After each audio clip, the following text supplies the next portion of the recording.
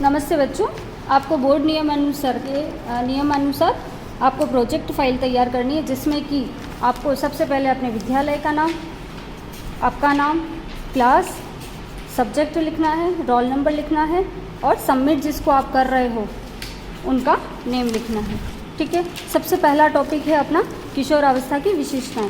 किशोरावस्था की आप इसमें आपका दूसरा आइडिया भी लगा सकते हो, जैसे कि इसमें पॉइंट जो कि अपने बोर्ड एग्ज़ाम के लिए भी बहुत ही उपयोगी हैं, वो आपके बड़े प्रश्न इसमें तैयार हो जाएंगे।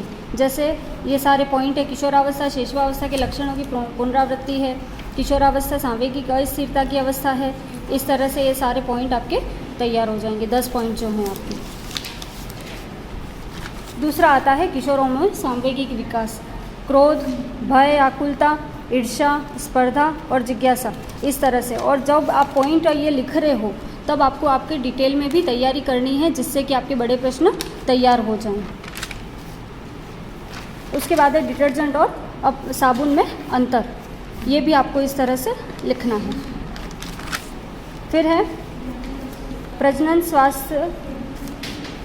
स्वस्थ प्रजनन के बिंदु, विवाह की उम्र, शारीरिक स्वच्छता, प्रजनन क्षमता, मानसिक स्वास्थ्य, संतुलित आहार और गर्भधारण में अंतराल। फिर आता है आपका आहार आयोजन के सिद्धांत, जो कि सबसे महत्वपूर्ण है। इसमें से आप लोगों के 15 नंबर के प्रश्न बिल्कुल ही आएंगे।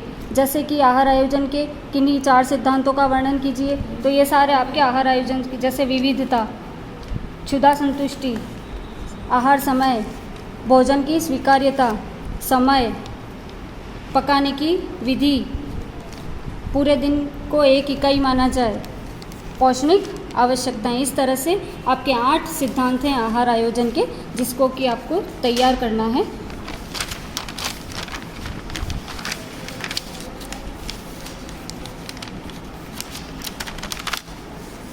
फिर आपके आते हैं कला के तत्व। इस तरह से कला के तत्व होते हैं 4 प्रकार के: रेखा, आकार, रंग और बनावट। फिर टॉपिक आता है आपका वस्त्रों का चुनाव। वस्त्रों का चुनाव करते समय हमें किन किन बातों का ध्यान रखना है? तो व्यक्तित्व, उम्र या आयु, फिर है व्यवसाय, जलवायु, अवसर, फैशन, लिंग, आय, ये सारे आपके वस्त्रों के चुनाव के लिए उपयोगी बिंदु हैं। फिर आता है सिलाई के चरण। सबसे पहला चरण है अपना सिलाई का नाप लेना, प्रथम। द्वितीय है कपड़ा तैयार करना, तीसरा है सिलाई करना, चौथा है ड्राफ्टिंग या पेपर पैटर्न तैयार करना, पांचवा है लेआउट या कटिंग करना। ये तो हो गए वो। अब है तैयार परिधान। तैयार परिधान में हमें किन किन बातों का ध्यान रखना है? तो सबसे पहले हम ध्यान रखते हैं उसका कपड़ा देखते हैं, वस्त्र लटकाना, डिज़ाइन, सीवन, तुरपाई, बंधक, लेबल, परिसज्जा और तैयार चून, पट्टियाँ। दाग धब्बों के प्रकार, उसमें है पहला प्राणिज और दूध या दही के अंडे को किस तरह से दाग को छुड़ाया जाता है। ये आपकी पूरी सारणी दे रखी है, जिसमें कि आपको पूरा पढ़ना है और बड़ा क्वेश्चन एक तैयार हो जाएगा आपका। चिकनाई युक्त धब्बे किस तरह से हटाए जा सकते हैं। वनस्पतिक, चाय या कॉफ़ी के धब्बे, खनिज स्याही, घास और पत्तियों के जो दाग होते हैं, रंग और वार्निश के दाग और अन्य पसीना, झुलसने आदि के दाग जो होते हैं, उन्हें किस तरह से हटाया जाए। अब ये डिटर्जेंट का संगठन। डिटर्जेंट का संगठन किस तरह से होता है, ये आप लोगों के पॉइंट में दे रखा है वहाँ पे। निर्माणक तत्व, निष्पेक्षण प्रतिकारक, सोडियम सिलिकेट, प्रकाशीय विरंजक, फिर है जंग विरोधी तत्व और सुगंध। यह है डिटर्जेंट का संगठन। फिर आता है पारिवारिक आय के स्रोत। पारिवारिक आय के 13 स्रोत हैं।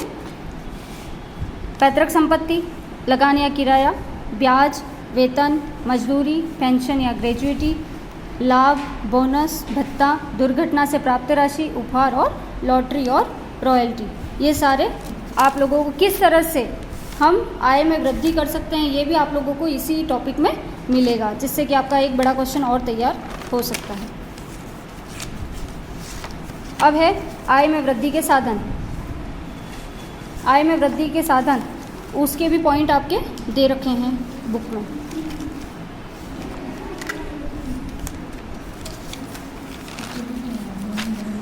फिर है उपभोक्ता अधिनियम के उद्देश्य। इस तरह से आपको उद्देश्य लिखने हैं सारे। आप डिज़ाइनर का आइडिया अलग से लगा सकते हैं।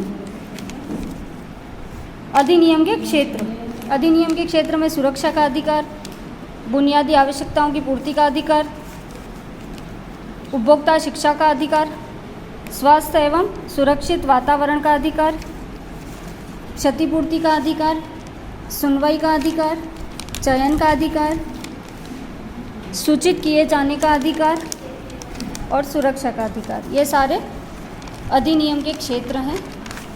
अब है डाकघर में खातों के प्रकार। ये भी बड़ा क्वेश्चन एक तैयार हो जाता है, डाकघर में खातों के प्रकार। सबसे पहला है डाकघर में बचत खाता, मासिक आय योजना, आवर्ती जमा योजना, सावधि जमा योजना,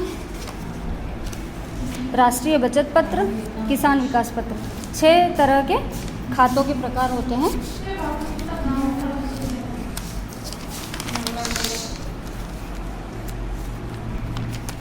फिर आता है उपभोक्ता का अधिकार।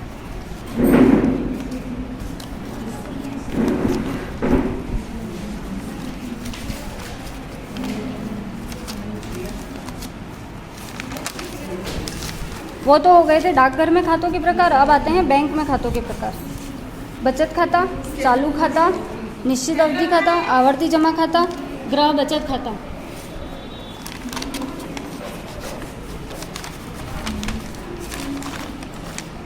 फिर है डिज़ाइन के सिद्धांत। डिज़ाइन के सिद्धांतों में सबसे पहले है अनुपात, संतुलन, लय, अनुरूपता और दबाव। फिर आता है पारिवारिक आय का वर्गीकरण। वास्तविक आय, मानसिक आय, प्रत्यक्ष आय और अप्रत्यक्ष आय। ये सारे आय के प्रकार आप लोगों के टॉपिक में दे रखा है, जिससे कि आपको पूरा विवरण इसका पढ़ना है और इसमें भी एक बड़ा प्रश्न तैयार हो जाता है बोर्ड के लिए अपना।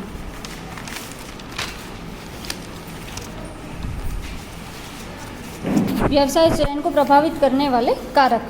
सबसे पहला कारक है माता पिता।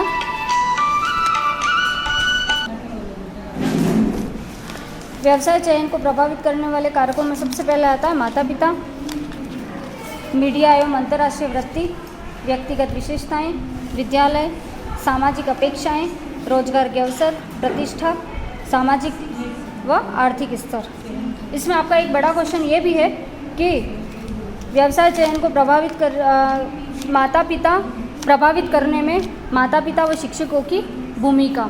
इस तरह का आपका एक बड़ा क्वेश्चन इसमें तैयार हो सकता है। धन्यवाद।